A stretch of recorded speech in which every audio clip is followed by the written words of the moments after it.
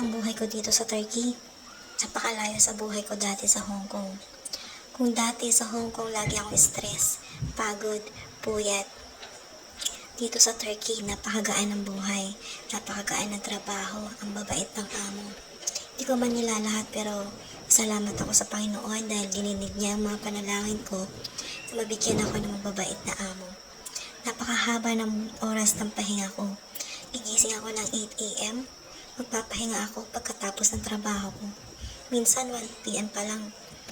Nakaupo na ako, nag-aantay na lang ng oras. Pagdating ng mga amo ko sa hapon, pagkakain namin ng 6 p.m., 7 p.m. makakapagligpit na ako. 8 p.m. nasa kwarto na ako. Gaya nito, maliwanag pa lang sa labas, pero magpapahinga na ako.